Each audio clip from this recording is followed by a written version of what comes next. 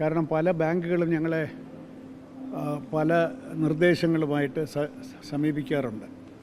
അപ്പം ദേവസ്വം ബോർഡ് ഒരു പുതിയ സുതാര്യതയുടെയും കാര്യക്ഷമതയുടെയൊക്കെ ഒരു ഘട്ടത്തിലേക്ക് കടക്കുമ്പോൾ ബാങ്കുകൾക്ക് എന്താണ് ഞങ്ങൾക്ക് തരാനുള്ളത് എന്നുള്ളതെന്ന് അറിയുക എന്നുള്ളതാണ്. കൂടുതലും ടെക്നോളജിക്കൽ ഓപ്ഷൻസ്, നമ്മൾ വഴിപാടിൻ്റെ ആണെങ്കിൽ വഴിപാടിൻ്റെ ടിക്കറ്റ് എടുക്കുന്നതായാലും ശരി, അക്കൗണ്ടിങ് ആയാലും ശരി, ഒക്കെ തന്നെ കുറച്ചും കൂടെ ഈ കാലഘട്ടത്തിന് വേണ്ട തരത്തിൽ ഒരു അപ്ഗ്രഡേഷൻ ഞങ്ങളുടെ ടെമ്പിൾസിന് ആവശ്യമാണെന്ന് നമുക്കെല്ലാവർക്കും അറിയാം. ഇപ്പോഴും കാർബൺ വെച്ച് രസീത് എഴുതുന്ന ഒരു സംവിധാനത്തിൽ നിന്ന് ഒരു ഡിജിറ്റൽ ലോകത്തിലേക്ക് മാറാനുള്ള ഒരു ശ്രമത്തിൻ്റെ ഭാഗമായിട്ടാണ് ബാങ്കുകളുടെ നിർദ്ദേശങ്ങൾ എന്താണ് എന്ന് മനസ്സിലാക്കാനായിട്ട് ഞങ്ങൾ 17 ബാങ്കുകളെ ഇന്ന് കേട്ടു. കുറേയൊക്കെ ആവർത്തനമാണ്, എങ്കിൽ പോലും ഓരോ ബാങ്കുകൾക്ക് ഓരോ തരത്തിലുള്ള കപ്പാസിറ്റി ഉണ്ട്. ചിലതൊക്കെ എന്ത് വേണമെന്നുള്ള ബോർഡിനെ ആലോചിച്ചിട്ട് ചില കാര്യങ്ങളിൽ ചില ബാങ്കുകളുടെ സൊല്യൂഷൻസ് നമുക്ക് എടുക്കാൻ പറ്റുമെന്ന് ആലോചിച്ചുകൊണ്ടിരിക്കുകയാണ്.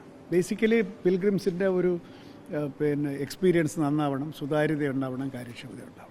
അതിന് വേണ്ടിയിട്ടുള്ള പല അന്വേഷണങ്ങളുടെ ഒരു ഭാഗമായിട്ടാണ് ബാങ്കുകളുമായിട്ടൊന്ന് സംസാരിച്ചത്. അല്ലാതെ ഒന്നും പറയാറായിട്ടില്ല. ഞങ്ങളിത് ഇന്ന് രാവിലെ മുഴുവൻ കേട്ടിട്ട് എല്ലാ സൊല്യൂഷൻസും നമുക്ക് സ്വീകാര്യമായിരിക്കില്ല. നമ്മുടെ സ്ഥാപനത്തിന് വളരെ സ്റ്റേറ്റ് ഓഫ് ദി ആർട്ടായിരിക്കും. ഞങ്ങൾക്ക് സ്വീകാര്യമായിട്ടുള്ള ഒരു 5-6 നല്ല പ്രപ്പോസൽസ് വന്നിട്ടുണ്ട്. അത് ബോർഡൊന്ന് ചർച്ച ചെയ്തിട്ട് അവരുമായിട്ട് വിശദാംശങ്ങൾ ചർച്ച ചെയ്യും എന്നുള്ളതാണ് വാസ്തവം. ബേസിക്കലി നമ്മൾ നന്നാവാനുള്ള അല്ലെങ്കിൽ കാര്യക്ഷമത വർദ്ധിപ്പിക്കാനുള്ള ഡിജിറ്റൽ ട്രാൻസ്ഫോർമേഷൻ ഇല്ലാതെ ഇനി മുമ്പോട്ട് പോകാൻ പറ്റത്തില്ല എന്നുള്ള തിരിച്ചറിവിൽ നിന്നാണ് ഈ ഒരു ചർച്ച നടത്തിയിട്ടുള്ളത്. അല്ല, ഇത് പ്രധാനമായിട്ട് ഇതൊക്കെ ഇപ്പോൾ പരീക്ഷിക്കാൻ പോകുന്ന ശബരിമല തന്നെയാണ്. കാരണം ശബരിമല നമുക്ക് ഒരു വിട്ടുവീഴ്ചയുമില്ല. അവിടെ വിജയിച്ചിട്ടുണ്ടെങ്കിൽ നമുക്ക് മറ്റു പലയിടത്തേക്കും ഇത് കൊണ്ടുപോകാനും സാധിക്കും. എപ്പോഴും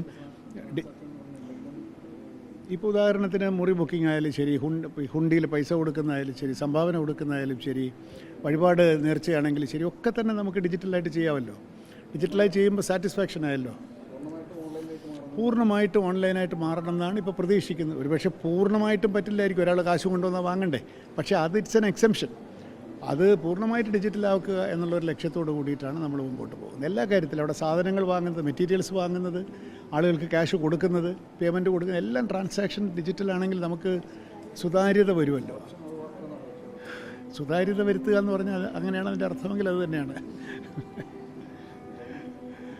ഓക്കെ, താങ്ക് യു.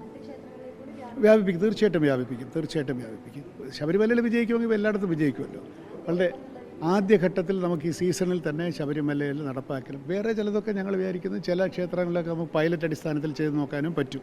ഇപ്പോൾ കിയോസ്കുകൾ, QR കോഡ് വഴിയുള്ള കിയോസ്കുകളൊക്കെ നമുക്ക് വേറെ ചില ക്ഷേത്രത്തിലും ഈ കൂട്ടത്തിൽ നമ്മളതിനെപ്പറ്റി വിശദമായിട്ട് ചിന്തിച്ചില്ല. ഇന്നിപ്പോൾ എല്ലാം കേട്ടു. ഇനി അത് എങ്ങനെ പ്രാവർത്തികമാക്കാമെന്നുള്ളത് ചിന്തിച്ചുകൊണ്ടിരിക്കുക. അങ്ങനെയല്ല, എന്തിനാണ് ഇപ്പോൾ ഒരു ബാങ്കിന് വേണ്ടി എല്ലാ ബാങ്കിനും ഇപ്പോൾ ഞങ്ങളുടെ പണമൊക്കെ ധനലക്ഷ്മിയിലാണെന്ന് എല്ലാവർക്കും അറിയാമല്ലോ. അതെടുത്തുകൊണ്ട് പോകാനല്ല ഉദ്ദേശിക്കുന്നത്. പുതിയ ബാങ്കുകൾ വരുന്നു, പുതിയ ട്രാൻസാക്ഷൻ വരുന്നു, അങ്ങനെ പുതിയ ബന്ധങ്ങളുണ്ടാകും.